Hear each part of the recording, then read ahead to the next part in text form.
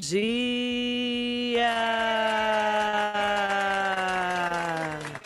Ótimo dia para você que nos acompanha. Segundona chegou, dia 14 de fevereiro de 2022. Seja muito bem-vinda, seja muito bem-vindo ao Radar Noticioso, com muita informação e prestação de serviços à comunidade de toda a região do Alto Tietê. Ótimo dia para você que está conosco no Facebook, no Instagram, no YouTube. Entre lá pelo meu site marilei.com.br e acompanhe as entrevistas do nosso Radar Noticioso. Romildo Campelo, nosso colaborador aqui da Rádio Metropolitana, ele que também é consultor em gestão pública. Bom dia, Romildo. Bom dia, Marilei. Bom dia a todos os amigos e amigas da Metropolitana. Vamos falar de vários destaques da semana, mas um deles que repercutiu demais na semana passada, né, Romildo? Que foi a polícia de Mogi investigando o caso da aluna trans. Ela que está envolvida nessa briga generalizada na semana passada em uma escola estadual de Mogi. E foram feitos 2 boletins de ocorrência registrados, com versões diferentes. Um pela mãe da vítima, no 1º Distrito Policial, e outro pela diretoria da Escola Estadual Galdino Pinheiro Franco, no 2º Distrito Policial. E nós que acompanhamos todo esse desenrolar dos acontecimentos na semana passada, também fomos fazer a cobertura da frente formada por representantes da POSP, do Fórum Mogiano LGBT e de vereadores, especialmente a vereadora Inês Paz do PSOL, recebida pela dirigente regional de ensino, Estela Vanessa de Menezes Cruz, na sede da diretoria regional de ensino, para explicações em relação ao programa de ensino integral e também o caso da aluna Bárbara, né, agredida dentro da escola e que virou o assunto da semana passada. No dia anterior, a vereadora Inês Paz, do PSOL, a gente acompanhou, né, e membros da regional da POSP e do Fórum Mogiano LGBT, na quinta-feira passada, foram barrados na porta da escola por funcionários do centro estudantil e os representantes foram para a Escola Galdino para apresentar à diretoria um programa de tolerância e combate à transfobia. A rádio conversou com a coordenadora da regional da POSP, a Vânia Pereira da Silva, que explicou o objetivo do encontro na sede da diretoria regional de ensino na sexta-feira. Vamos acompanhar. Dialogar com os movimentos sociais e o sindicato, quais são as ações que vão ser feitas após o trágico acontecimento na Escola Galdino, onde uma aluna trans, a Bárbara, foi duramente agredida por alunos da unidade. A Alexandra Braga, que é vice-presidente do Fórum LGBT, ela explicou a participação na reunião. Olá, Marilei. Olá, ouvintes da Metropolitana, aqui é a Alexandra, do Fórum Mogiano LGBT, em frente à diretoria de ensino, para uma reunião com a dirigente. Está aqui vários grupos de luta, movimentos sociais. Queremos ter uma reunião juntamente com a dirigente de ensino para buscar soluções e mudar as práticas que ainda estão sendo efetivas dentro das escolas do Estado. Nós estamos com esperança de uma boa reunião, entender tudo o que está acontecendo e ter o apoio para que pessoas transexuais travestis continuem dentro das escolas e tenham o direito à educação, ao ensino pleno e de qualidade. Muito obrigada. Mesmo porque a aluna não quer mais voltar para a escola, né? Está traumatizada. A vereadora Inês Paz, que também estava nesse grupo, né, de luta, a gente já conhece as lutas da vereadora Inês Paz, uma delas é contra o preconceito, bullying, discriminação, transfobia e tudo mais. Ela também conversou com a Rádio Metropolitana. Frente à diretoria de ensino, tem cerca de 30 pessoas representando os movimentos. Estamos com a presença da co-vereadora da bancada feminista de São Paulo. A dirigente vai receber todos os representantes, porque foi uma decisão tomada da coletividade que era para conversar com todos. Então, nós estamos aguardando abrir o auditório para ela conversar a respeito dos acontecimentos, mas não só dos acontecimentos, mas também da sua arbitrariedade, do seu autoritarismo, não permitir que a POSP faça as visitas à escola, e também a gente vai questionar como que foi a formação dessa escola PEI, que foi no finalizar do mês de dezembro, no apagar das luzes do ano letivo, que não respeitou a comunidade, e a PEI então foi de uma forma impositiva.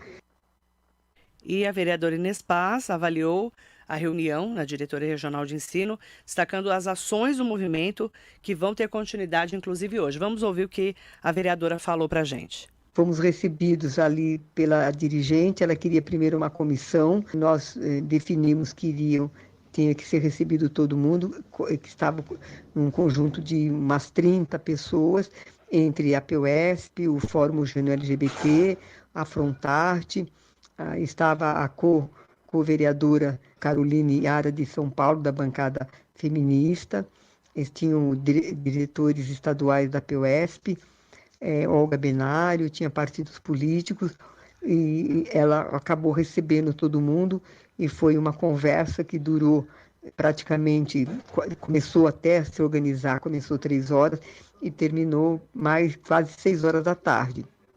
Dentro dos questionamentos fundamentais, nós queríamos saber quais seriam as tratativas que seriam feitas para manter a aluna com segurança na escola, caso ela quisesse se manter na escola, e quais seriam as medidas educativas, né, aplicando a justiça restaurativa para os alunos que se envolveram na agressão.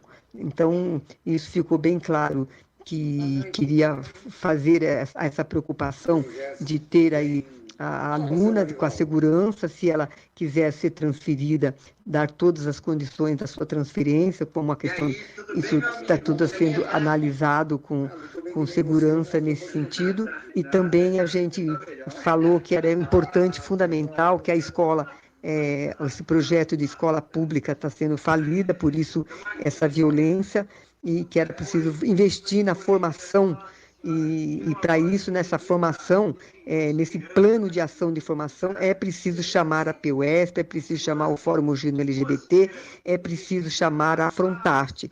Esse foi o compromisso colocado aí para a dirigente que assumiu de colocar nesse processo de formação para debate como LGBTs, feminismo, mulheres, a questão da negritude. É importante ter a participação dos movimentos que atuam no dia a dia com esses temas. Então, isso foi acordado nessa reunião. A outra coisa foi que a PUESP ela vai orientar todos os gestores da escola, que a PUESP tem o dever, direito da PUESP fazer conversa com os professores na hora do intervalo. Então, também isso foi colocado isso como uma proposta de encaminhamento e decisão. Teremos uma conversa organizada aí para a deputada estadual Érica Malunguinho, de fazer uma conversa lá na escola com a direção, com a aluna, com a mãe da aluna e os movimentos sociais presente. Então, a nossa próxima tarefa agora é a gente estar construindo junto com a direção da escola o restabelecimento do retorno, se a aluna quiser voltar, e como fazer aí esse processo de formação para esses alunos que praticaram toda essa violência, que a gente entende que essa violência é fruto de uma sociedade desorganizada e de uma escola totalmente sucateada, que não tem um investimento como deveria ter diante dessa política do governo do PSDB aqui no estado de São Paulo. Romildo Campelo. Olha, Marilei, são várias questões que a gente precisa abordar aí, sabe? A primeira, talvez seja que a necessidade de se estabelecer políticas públicas para que as pessoas, no trabalho da convivência com as diferenças, né? Nós tivemos aí, durante o governo Lula, tentativas em parte bem-sucedida, em parte mal-sucedida, de se tentar criar uma política de educação com relação ao convívio entre população hétero e população homossexual, e nas suas diferentes gradações, porque não é muito mais diverso do que parece no primeiro momento. Que é LGBTQIA+. E essa sigla tão grande, porque lá atrás era gay, depois GLS, depois GLBT, LGBTS, foi ampliando. Exatamente porque a diversidade é muito mais diversa do que a gente imaginava. Perdoe a falta de palavras, mas ela é muito mais complexa e diversa do que parece ao primeiro momento, né? Verdade. E houve uma tentativa durante o governo Lula de se fazer essa política, mas, como eu disse inicialmente, alguma parte bem sucedida e parte mal sucedida, e grande parte boicotada, né? Por não se entender ou o que se entendeu tentou se distorcer. E a gente viveu nos últimos anos, principalmente nos últimos há 4, 5 anos atrás, um grande movimento de direita negando tudo que se fazia à esquerda, né, do espectro político. Chamando inclusive essas iniciativas erradamente de kit gay, né, que isso nunca existiu desta forma como foi divulgado pela direita, pelas propagandas das redes à direita. Então, a gente vive hoje uma realidade. Nós temos só a frase não é minha, é da vice-prefeita de Cotia, Ângela Maluf. Ela é vice-prefeita de Cotia, é do Partido Verde, e ela é lésbica, e ela sempre usa a seguinte frase: hoje a realidade é que nós temos mulheres com próstata e homens que menstruam. A frase é muito forte, né, porque é exatamente esta realidade de pessoas trans, né, de pessoas com uma diversidade sexual e de opções muito grande. E se nós não tivermos, a minha opinião é que a gente, longe de qualquer estimulação a um posicionamento sexual ou outro, o que se tem que ter são políticas públicas de entendimento da diversidade e tolerância e respeito na convivência. Não é estimular que alguém seja hétero ou homossexual. Não cabe à política pública estimular ou definir. Isso é uma decisão individual. E não é nenhuma decisão a palavra correta. Isso é uma natureza individual. Porque esse processo não é uma escolha, na minha opinião, né? Você não escolhe ser hétero ou escolhe ser homossexual, como você não escolhe por quem você se apaixona, né? Não existe uma escolha racional, né? Então, se não existe uma escolha, não pode haver estímulo para um lado nem para outro. O que tem que ter é absoluto respeito e tolerância. Porque se a gente não tem respeito e tolerância, acontecem absurdos, como a gente viu na escola, agredir a aluna, né? E principalmente as consequências disso, da dificuldade de convívio. E se essa menina não estudar, parar de estudar, qual é o destino que ela vai ter como pessoa? Né? É o que a grande maioria dos travestis e trans acaba acontecendo, que é a prostituição. Isso né? mesmo. Porque não é por escolha, é por falta de opção. Né?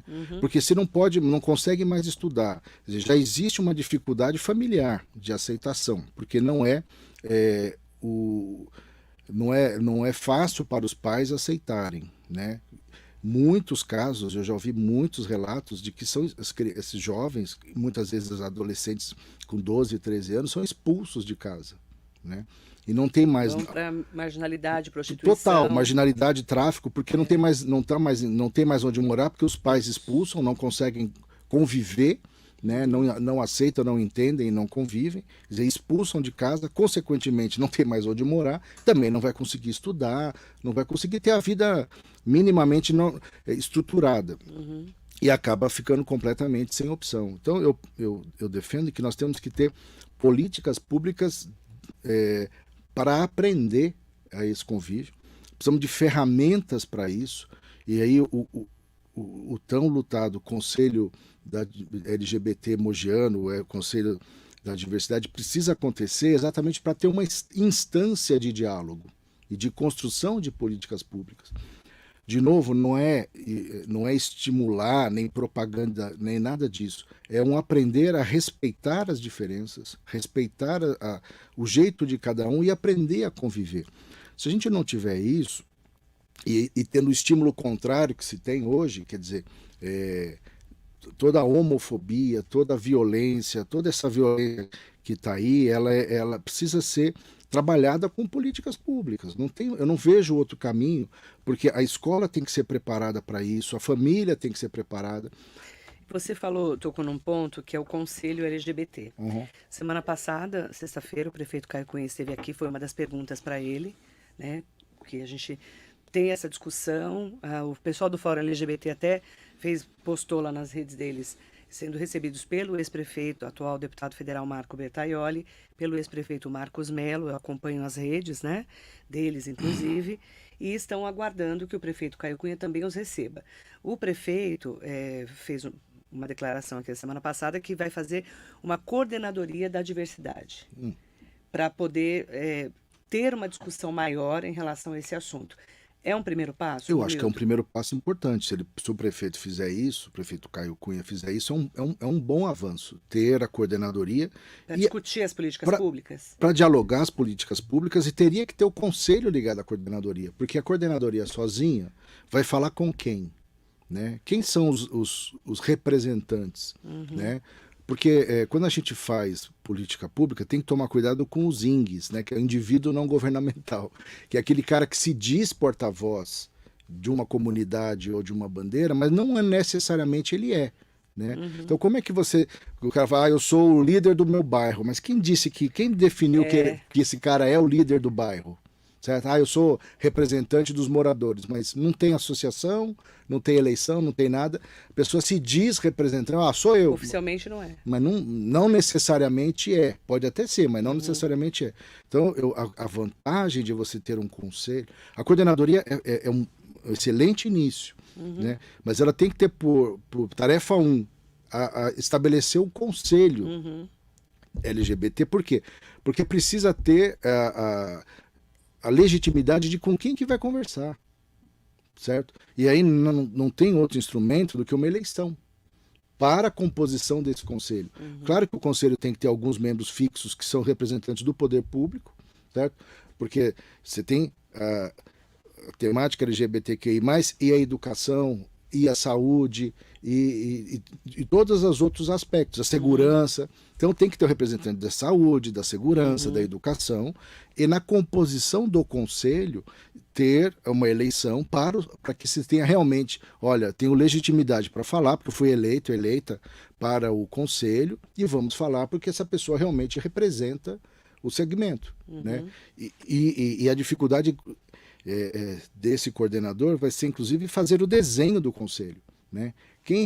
Quais são as cadeiras que terão que ter, quem representa o quê? O que eu senti na fala, né, da declaração do prefeito Caio Cunha na sexta-feira é que vai ser um primeiro passo para um conselho LGBT. É o que eu senti. Sem dúvida, tem que ser, mas eu acho que a primeira missão desse coordenador é criar o conselho. Assim, colocar essa representatividade que você está falando. Exato, quer dizer, o próprio desenho do conselho é a primeira tarefa. Quer dizer, quantas cadeiras terão? O que é preciso representar nesse conselho? Né? Entendi. Certo? É um diálogo que não é simples, né? E eu entendo que é a primeira tarefa, né? E que se conseguir nomear esse coordenador este ano e ter como missão até o final do ano a eleição do conselho, já é muito trabalho para esse coordenador ou coordenadora, porque só para definir o desenho do conselho, ou seja, quantas cadeiras para LGBTQI+, quer dizer, é uma para cada letra, como é que vai ser esse desenho? Qual é a representatividade que precisa? Mas né? é um passo, um primeiro passo. É um passo importante. Mandar bom dia para o Daniel Teixeira de Lima, que está aqui com a gente. Bom dia, Daniel. Tudo bem, querido? Eu vi o Daniel aqui no meu Facebook, já fiquei assim, a debandada do PSD pro PSDB. Eu já tô aqui elocubrando. Elocubrando é bonito, né? É bonito, chique. Ela tá chique, né? Hoje, não tá, cara? Anota aí. Não, vou olhar o dicionário, né? O que é elocubrar. Mas aí foi uma resposta, né, Marilei? O Daniel vai responder a minha resposta, vai retrucar, claro. A prefeita Priscila Gambale saiu do PSD, leia-se Kassab/Bertaioli, e foi pro PSDB. Mas não foi só ela, foram acho que 14 da região, né? Da região só ela. Só ela, né? Da região foi ela. Saiu do PSD e foi pro PSDB, mas foram 14. Foram 14, se não me falha a memória. Sim. Né? Por quê, Romildo? Porque houve um movimento do PSD, do Kassab, de tirar o tucano Felício Ramute, que é o prefeito de São José dos Campos, virou PSD. Né? E mais do que mudar de partido, ele é um possível candidato a governador do estado de São Paulo, né, contra o Rodrigo Garcia.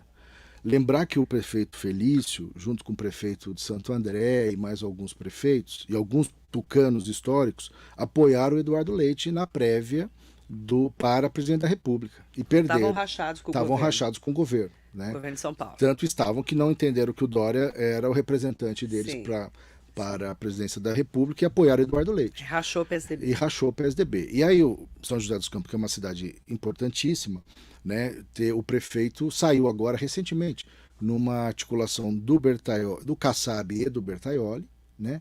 E foi para o PSD com a possibilidade de ser candidato a governador. A resposta veio do PSDB tirando 14 prefeitos, né? Não sei se esses 14 dão o peso de São José, mas foi uma revanche.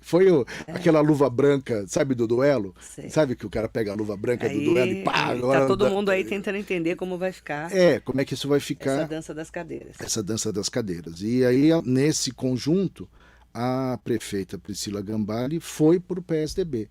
O que embaralha também um pouco o jogo, que o deputado Rodrigo Gambale teve aqui, dizendo se não sei se aquele não sabia dele de se iria para o Podemos ou não, é um ir para o PSDB, porque... Então, a impressão que eu tenho é que ele vai para o Podemos, sim. A minha pergunta é assim... Está bem próximo da Renata Abreu. Sim, mas a pergunta o fato da irmã dele ir para o PSDB? Tem duas possibilidades, né? Ou ele falou aqui que vai apoiar o Rodrigo Garcia. Então, como é que ele vai apoiar o Rodrigo Garcia se o Podemos tem o Moro e o Arthur Duval candidato a governador? Que a mamãe falei. Mamãe falei. Quer dizer, ou ele pode não ir para o PSDB ou para um outro partido do lado do Rodrigo Garcia, né? Que de duas uma. Você vê como reflete? De duas uma. Ou eles vão falar assim, vamos cada um numa canoa diferente, certo? Eu vou lá de Moro e você vai de PSDB, seja o Dória presidente, né? E dê o que dê, a gente recompõe. Ou ele não vai, ou por causa disso ele não vai para o Podemos e vai para o lado do Rodrigo Garcia. Não sei, eu não sei qual é a resposta. A gente vai acompanhar.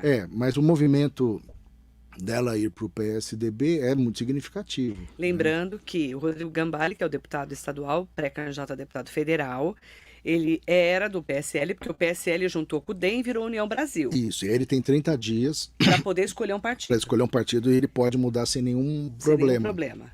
Certo? Porque não existe o PSL nem o DEM. E foi eleito por um partido que não existe mais. Ele pode ir para onde ele quiser. Liberado em 30 dias. Em 30 dias. Se ele não fizer nada em 30 dias, ele fica no União Brasil. União Brasil não pode sair mais. Não sai mais. Né? Quer dizer, até sai, porque tem a janela, coincidentemente, mas então ele precisa ver para onde ele vai. Para onde ele vai. E aí é uma decisão estratégica, né? Porque ele é candidato a deputado federal, tal. Não é só ele, né? Estevão Galvão de Oliveira, deputado Estevão, está no DEM, que não existe mais, que agora é no Brasil. A última vez que ele veio aqui, ele não sabia para onde ele ia também. Claro. Do Democratas, mas ele apoia Rodrigo Garcia para governo do estado, já declarou aqui também, como o Gambale também. Sim, até porque o Estevão ele era do DEM, né? Era do DEM, junto com o Rodrigo. Ele é muito amigo do Rodrigo Foi Garcia. líder do governo muitas vezes na Assembleia. Isso. Então a gente vai entender para onde vai o deputado Estevão, porque ele disputa a eleição esse ano para deputado estadual de novo. Sim. Pelo que tudo indica e pelo que ele fala. Sim. Então são dois deputados da região que precisam definir para onde vão. Tem ainda a deputada Kátia Sastre, né? Que é do PL. Era PL, ela tá certo. Desculpa, eu me confundi com... É PL, tem razão. Ela vai continuar no PL, pelo que eu sei. Tem razão, eu que me confundi. Eu nunca vi. Eu também não a conheço. Ela nunca veio aqui. Convidei uma vez, ela não veio, depois nunca mais falei com ela. Pula essa parte. Pique Munir, bom dia. Francisco Mesquita, muito bom dia para você. Sidney Sanches mandando um ótimo dia pra gente. Bom Thaís dia. Nascimento, bom dia, querida. Bom dia, Thaís. Mariso Meoca, Eliane Sampaio, Jaqueline Benevides, beijo, querida. Durval Parreira, bom dia, Marilei, bom dia, Romildo. Você, como incentivador do turismo, como está vendo a forma que os governos estão tratando o carnaval e outras grandes festividades? Se tem futebol, não deveria ter carnaval? Então, Durval, é diferente, né? Uma coisa é o carnaval, assim como o futebol, se você olhar o Sambódromo de São Paulo, por exemplo. O Sambódromo de São Paulo, eu acho que dá para acontecer o desfile, né? Porque você... Que vai ser na Páscoa agora. Mudou de data. Nós vamos comemorar com o Coelhinho da Páscoa. Ficou meio estranho o carnaval na Páscoa, bem mas estranho, tudo bem, bem né? Estranho. Muito estranho porque representa a Páscoa e o que representa o carnaval. Mas assim, você pode comparar o estado de futebol com o Sambódromo, porque você tem arquibancada, principalmente você tem o controle de entrada, certo? E você tem lugar marcado, né? Então, o desfile de escola de samba... Você pode olhar se o cara está vacinado. Você pode olhar se o cara está vacinado. Temperatura. Você pode fazer todo o controle de entrada, certo? Quantidade e qualidade, ou seja, quantidade de pessoas, você delimita, eu quero 60%, vamos dividir metade, sei lá o quê, e controla quem entra, a temperatura no momento e se ele apresenta a carteira de vacinação, né? Então, o desfile é possível acontecer? Até né? Agora, o carnaval de rua, não. É impossível você Controlar uma marchinha, uma contra bandinha na um rua. bloco de rua, Não dá. impossível, né? É impossível, né? Agora, é, a prudência é o que foi feito, penso eu, adiar para sentir realmente qual vai ser a dinâmica, né? E penso que o carnaval de rua, onde não tem controle, por exemplo, o nosso aqui, não dá para fazer, Não. né? O de Mogi que a gente conhece, não dá para fazer. Tem uma arquibancada muito pequena, não tem um controle de acesso como tem no Sambódromo, que é igualzinho um estádio de futebol. Então, onde não tem esta estrutura física e Você fixa, não controla. você não controla, né? Então não dá para fazer, Durval, porque a pandemia não acabou, né? Assim, tudo indica que essa variante Ômicron deve ser a última, mas é a terceira grande onda, né? Na história, quando a gente olha a gripe espanhola, a terceira foi a maior onda de infestação, que é o registro histórico, que é o que está acontecendo de novo, né? A diferença 100 anos depois Que não tinha vacina. é que a gente tem vacina agora, certo? Não tinha morrido muito mais gente. Tinha morrido muito mais gente, mas muito mais Muito gente, triste. né? Então, Durval, acho que não dá para ser igual. Lição de casa, então, para Páscoa. Vamos ver o carnaval na Páscoa. Bom dia para André Davi, para o Stanley Marcos também aqui com a gente, mandando um bom dia especial para o Romildo. Bom dia. Ótimo dia para você. Aproveitar para Sandra Gonçalves, fez um comentário aqui com a gente.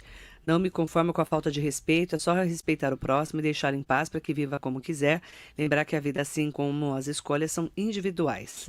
Qual a dificuldade de alguns entenderem que cada um dá conta da própria vida? De novo, não me conformo, ninguém nasce preconceituoso.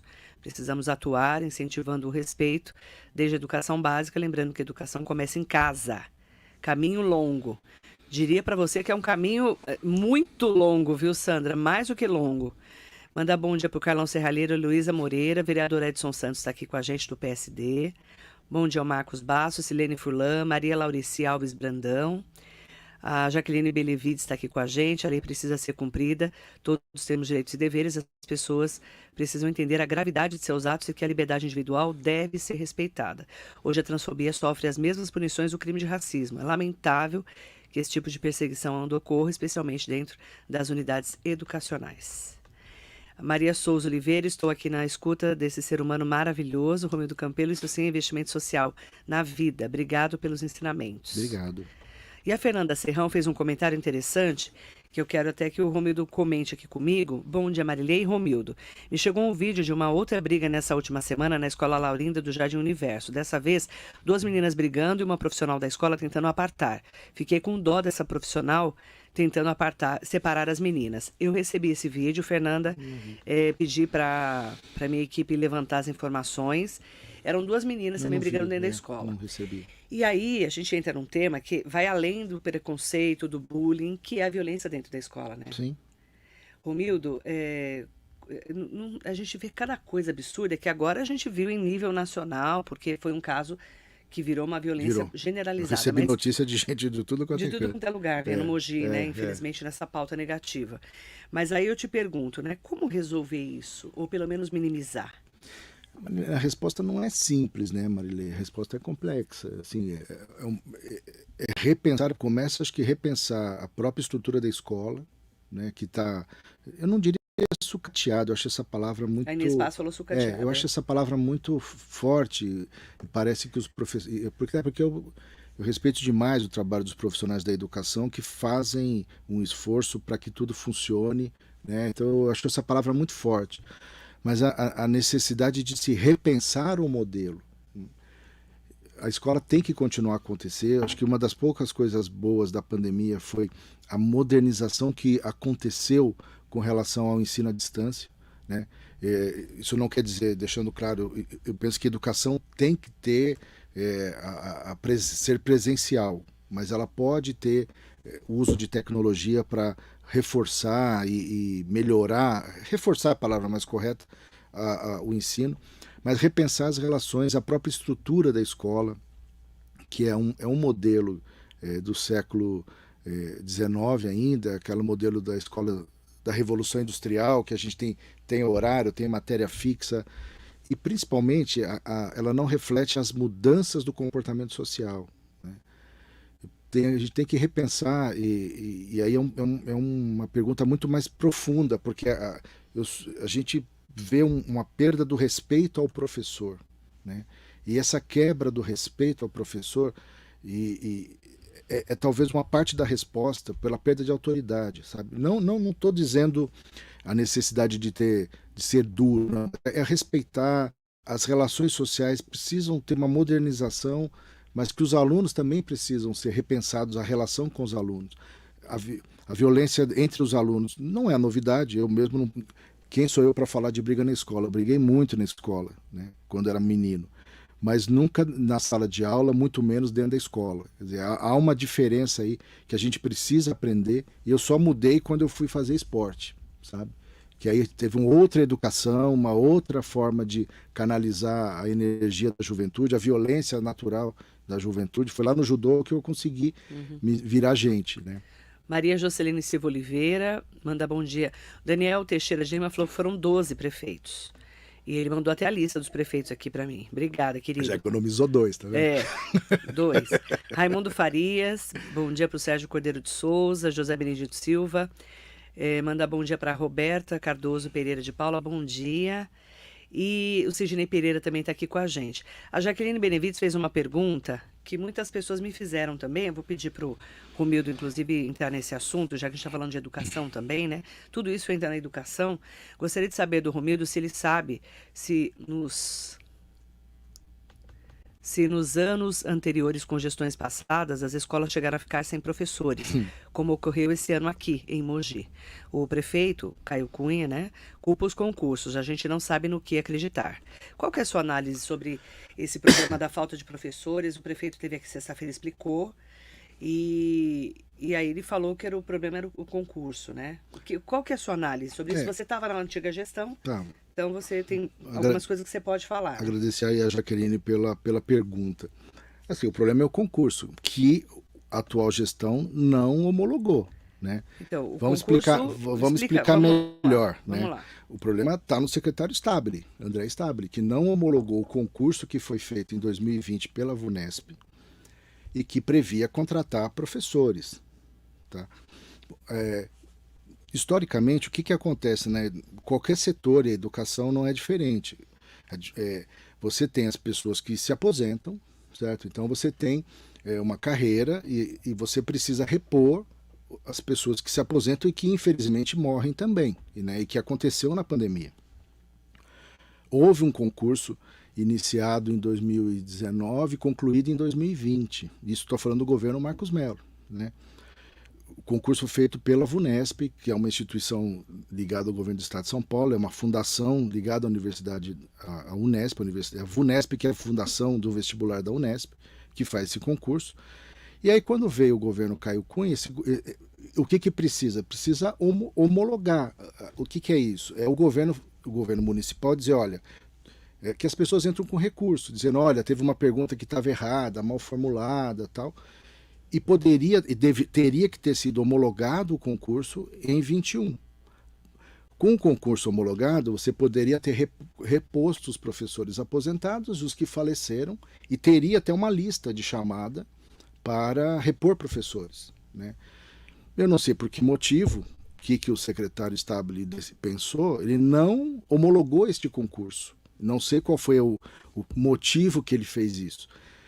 Porque quando se diz, o problema tem 40 anos, o problema de reposição de professor sempre existiu, porque você tem que fazer concurso, o concurso é um processo demorado, não é um processo rápido e não dá para contratar emergencial, né? Você concurso tem que fazer tudo direitinho para poder repor a mão de obra. E isso não foi feito, né? Não sei por que motivo não foi feito. Talvez o concurso não desse para repor os 200 e poucos professores, mas podia ter minimizado muito isso. Por que não todos? Porque você precisa repor pessoas que aposentaram, pessoas que faleceram, e você tem problema de professor substituto, porque a pessoa está doente, mas você precisa de um professor temporário. Então, o grande problema da educação de Mogi é falta de gestão. Nós vimos isso no primeiro ano. Porque o bônus que foi dado para os professores não foi uma política de reconhecimento do valor do professor. Foi um Do tapa-buraco Fundeb? do Fundeb, né? Não é porque falou assim, olha, não foi uma decisão do tipo, vamos parar uma parte do Fundeb para dar um prêmio aos professores, né? O que foi feito foi o seguinte, o secretário não conseguiu gastar o dinheiro, não conseguiu administrar o recurso e sobrou o recurso. Como não gastar o dinheiro da educação é improbidade administrativa, qual foi a solução? Pega o dinheiro, divide com todo mundo, certo? Então não foi uma política de reconhecimento do valor do professor, até porque essa distribuição foi no ano passado, não vai acontecer igual esse ano, né? Foi uma forma de gastar o dinheiro, porque não houve planejamento nem competência de gastar o dinheiro durante a gestão do ano passado. E aí estreia este ano, abre o ano de 22, trazendo o problema do concurso. Então é um problema claro que o secretário O que tem que ser feito agora? agora tem que homologar o concurso e chamar os professores, certo? Para poder repor. Porque a semana passada eles fizeram uma reposição Sim, ali, estão fazendo uma emergencial, né? emergencial, colocaram supervisores para dar aula, diretores para dar aula, profissionais que estão no Senfop para dar aula, pessoas que têm uma outra função, né? Até conseguir readequar. Até conseguir readequar. E é importante dizer que os profissionais da educação estão dobrando jornada, né? Estão fazendo o seu papel de supervisor, de diretor e dando aula, complementando o horário pelos compromissos dos funcionários com a educação, né? Não com o secretário, com as crianças, com a cidade de Mogi, e está todo mundo fazendo trabalho dobrado lá, né? Agora, é evidente que é uma falta de planejamento, uma falta de ouvir as pessoas que estão lá, né? Porque o pessoal veio de fora achando que descobriu o Brasil, que todo mundo que estava aqui não sabia nada de educação, era todo mundo mal preparado. E não, é absolutamente o contrário, né? Então, o que a gente está vendo é uma movimentação, o prefeito Caio Cunha não confirmou para mim na sexta-feira, uma movimentação de que o D'André Stabile deve sair do comando da educação. Nunca devia ter entrado, né, para começar. Nunca deveria ter sido nomeado. Se o prefeito Caio Cunha trocá-lo, é um bom começo, um bom recomeço, né? E espero que ponha alguém da educação, né? Preferência alguém que conheça a rede, né, que conheça a educação de Mogi, para recomeçar essa história que nunca devia ter começado. Esse moço nunca deveria ter sido secretário de Educação de Mogi. Com todo respeito à pessoa, que eu nem o conheço, mas mostra, tudo que ele tem feito mostra que ele não está preparado para dirigir uma Secretaria de Educação do tamanho de Mogi, que administra mais de 40 mil alunos, que é maior que metade das cidades do estado de São Paulo. A rede municipal de alunos de Mogi, da Prefeitura de Mogi, é maior que metade dos municípios do estado de São Paulo. Não sei se a gente... Assim, mais da metade dos municípios do estado de São Paulo tem menos de 40 mil habitantes. Nós temos mais de 40 mil alunos. Então é uma estrutura enorme que exige uma experiência, um conhecimento, uma capacidade de administração e de diálogo com esses professores e profissionais que o atual secretário não se mostrou capaz. Nós vamos acompanhar, inclusive questionar, né, quando que o prefeito Caio Cunha deve tomar essa decisão, que vai ter uma mini reforma administrativa. Não só a educação, mas parece que vai ter uma movimentação também na cultura da cidade, a segurança pública que saiu o secretário, e aí Ainda não tem ninguém. o secretário adjunto assumiu temporariamente, mas ainda não está definido. E temos também algumas mudanças que podem acontecer no esporte. Sexta-feira, a gente já teve informação, inclusive, que vai ter mudanças no esporte da cidade, né, no comando do esporte. O prefeito vai fazer uma readequação, inclusive na administração dele, para começar 2022 diferente. Na verdade, ele fez uma reforma durante o ano inteiro, né? Porque você tirar a média, trocou um secretário por mês no ano passado. 11, acho, né? 11, 12 aí, praticamente um secretário por mês. A novidade desse ano é trocar tudo de uma vez, né? Então, ele fez dose homeopática e parece que vai fazer alopático agora, vai dar um tranco aí na gestão. Espero que esse tranco ajude a gestão a andar, a pegar de novo, pegar de vez, né? Porque precisa, né? A cidade tem vivido um apagão aí, né? Eu até brinquei não, teve uma audiência pública semana passada, aliás, merece elogio o trabalho da Secretaria de Planejamento, com o secretário Cláudio Farias, a Nídia, Renata Harada, equipe. Cláudio foi o único que ficou da última gestão do Marcos Mello. De secretário... Secretário foi o único. tinha ficado também o Henrique Henrique Naufel, Naufel, mas que saiu. Mas um belíssimo trabalho que está sendo feito na Secretaria de Planejamento de pensar o desenvolvimento urbano da região de César de Souza. Né? Então, assim, tem gente muito boa na prefeitura e que precisa ser reconhecida, no caso aí, a equipe de planejamento. Eu falei isso lá na reunião, é importante dizer aqui que é um belo trabalho que eles estão fazendo. Manda bom dia especial para todas e todos. Ranieri Machado aqui com a gente. Manda bom dia. Algumas cidades do Alto Tietê adotaram a postura de colocar alguém da própria educação como secretário ou secretária, e isso ajuda bastante nas deliberações da pasta. Na verdade, eu falo do chão de fábrica, né, Ranieri? A pessoa que é da educação, que já está no dia a dia, ela já sabe o caminho. Né? Você trazer uma pessoa de fora é um risco. Que eu comentei isso quando o André Stabile chegou. Então, mas nós já Sem falar tivemos mal dele, experiência... Tá? Eu estou falando da estrutura dele. Eu estou falando mal do trabalho do secretário. Eu nem conheço a pessoa, não posso julgar a pessoa.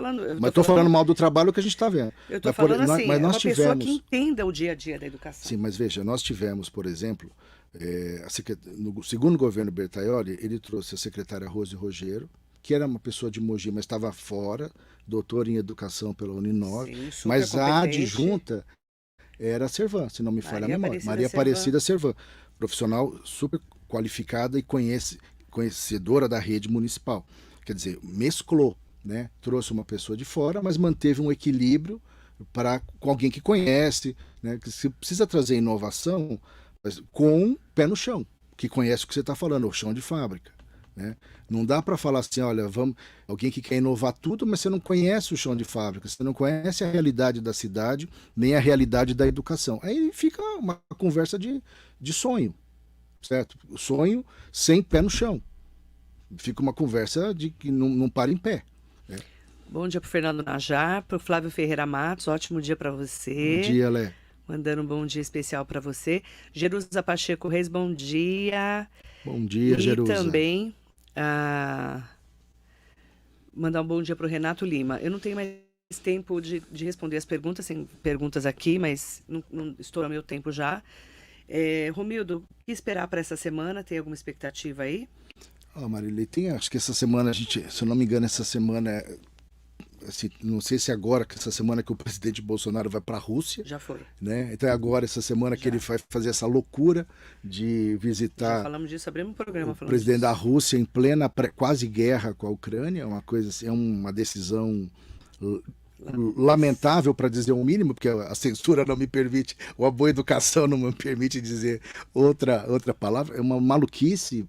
Você, nesse momento, né, é quase ir para a Polônia na véspera da Primeira Guerra, é uma loucura. E o que esperar dessa semana é a movimentação das federações partidárias. Que está todo mundo esperando. esperando. Está todo mundo esperando, tem 12 partidos se mexendo. Um vucu danado. E é impacto disso nas eleições do Estado de São Paulo, claro, e do Brasil. Semana que vem, então, tem eleição de casa. Tem. Vamos falar de federações também. Vamos falar de federações, porque é uma grande mudança que nem todo mundo está prestando atenção nisso. Mandar bom dia para o Renato Lima, para o Gustavo Custódio. Obrigada, Romildo. Obrigado, Marília. Ótima semana. Semana que vem, não, na outra, né? Na outra semana. Na outra da outra é carnaval. Então a gente se acerta. Depois a gente se acerta. Já outra da outra já é carnaval, gente. E em fevereiro não tem carnaval, vai ser na Páscoa o carnaval. Obrigada. Tem que mudar a música, né? Nós vamos cantar outra música na semana que vem. Muito bom dia para você. Obrigada pela audiência. Fique com a gente na Metropolitana.